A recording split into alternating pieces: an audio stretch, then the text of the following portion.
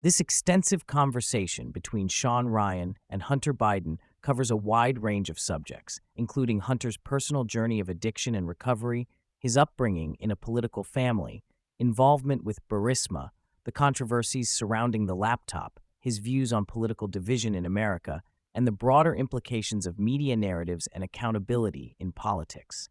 The dialogue offers a rare, candid insight into Hunter's life, struggles, and perspectives on some of the most divisive issues facing the country today. Hunter Biden opens up about his childhood in Wilmington, Delaware, providing context about the tragic accident in 1972 that killed his mother and sister. Raised by his father, Joe Biden, alongside his brother Beau, Hunter describes a close-knit family life, largely kept separate from the Washington political scene despite his father's long career. He recalls the extended family support and the normalcy he experienced despite the tragedy. Hunter also shares the beginning of his relationship with Jill Biden and how his family bonded through loss and healing. A significant portion of the discussion centers around Hunter's long battle with addiction to drugs and alcohol. He candidly describes the depths of his struggle, including living with crack cocaine addiction and the intense isolation and desperation that accompanied it. Hunter speaks about the daily choice of life versus death he faced in early recovery and how his sobriety, now lasting over 6 years, has become both a challenge and a source of tremendous fulfillment. He explores the personal toll addiction took on his family and his ongoing efforts to make amends and rebuild those relationships. Hunter reflects on the polarized political climate in America, lamenting how common values shared across ideological lines have been overshadowed by division and hatred. He highlights the role that mainstream and social media, alongside political leadership, including from both parties, play in exacerbating those divides. The conversation touches on how political branding and algorithms confine people to echo chambers that foster mistrust and hostility. Hunter expresses frustration with how misinformation and conspiracy theories have fueled animosity, repeatedly illustrated by attacks directed at him and his family. Hunter discusses his career as a lawyer, consultant, and board member of Burisma, a Ukrainian natural gas company, clarifying misconceptions around his involvement. He defends his qualifications and experience, explaining that his role was related to corporate governance during a turbulent geopolitical time.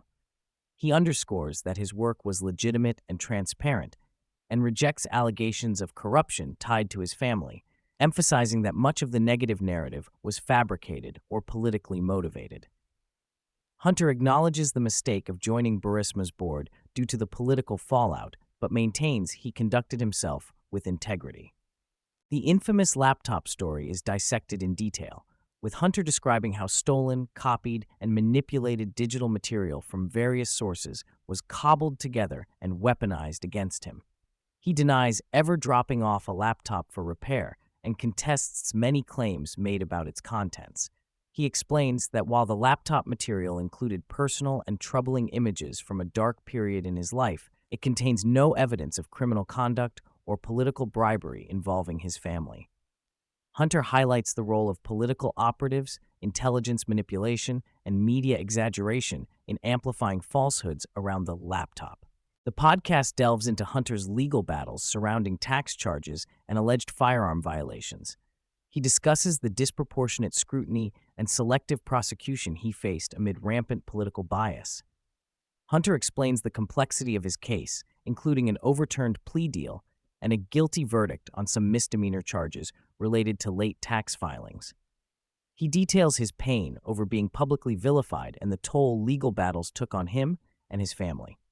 Hunter also speaks about the presidential pardon he received, framing it as a necessary relief from a highly politicized and unfair legal environment rather than a sign of guilt. Hunter criticizes both Republican and Democratic leadership for failing to hold themselves and others accountable, contributing to growing public cynicism. He reflects on perceived double standards in justice for political elites and points to specific examples such as Epstein files, corruption allegations against various figures, and lack of transparency. He stresses the importance of restoring trust, advocating for bipartisanship, and finding common ground beyond tribal politics. Hunter emphasizes that despite intense scrutiny and controversy, his family's commitment to public service remains steadfast. Throughout the interview, Hunter portrays close and affectionate relationships with his father, brother Bo, sibling Naomi, and stepmother Jill. He shares how grief over Bo's death profoundly affected his life and contributed to his substance use. Hunter talks about the continuing bond he feels with his late brother, describing their relationship as a source of strength and guidance. He expresses gratitude for his family's support during his recovery and candidly admits his failings and efforts to heal fractured bonds. Hunter discusses societal stigmatization of addiction, especially as it relates to public figures.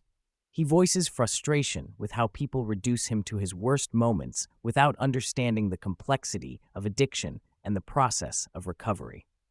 He stresses the importance of honesty about one's struggles and the power of redemption. Drawing from his own experiences, Hunter encourages empathy and understanding for those battling substance use, noting that addiction can drive anyone into dark places and that secrets often keep people trapped. The conversation touches on Hunter's Catholic upbringing and how faith plays a role in his life today. He recounts how spiritual practices, including prayer and an appreciation for sacred texts, provide a grounding force in his recovery and personal development. He also shares experiences with psychedelics like 5-MeO-DMT, describing them as transformative and revealing a sense of universal connection, which reinforces his belief in the power of love and forgiveness over judgment. Hunter frames his journey as one of learning radical honesty with himself and seeking connection with others. Hunter comments on America's fractious political scene in the context of global threats. He warns about the dangers of internal division and the consequences if social and political tensions escalate into violence. Hunter identifies oligarchs, foreign adversaries, and unchecked algorithms as key actors benefiting from chaos. He speaks on issues such as immigration, veterans affairs, and the erosion of public trust in institutions, highlighting the need for honest dialogue and bipartisan solutions to prevent further societal breakdown. Toward the end of the conversation, Hunter offers reflections on hope, perseverance, and redemption. He talks about the continuing work of overcoming past mistakes and the importance of striving to be better each day. Hunter expresses his desire to be known for more than his struggles, hoping to inspire others by sharing his story openly. The interview closes on a spiritual note with a prayer, symbolizing Hunter's commitment to faith and healing as foundational pillars in his life moving forward.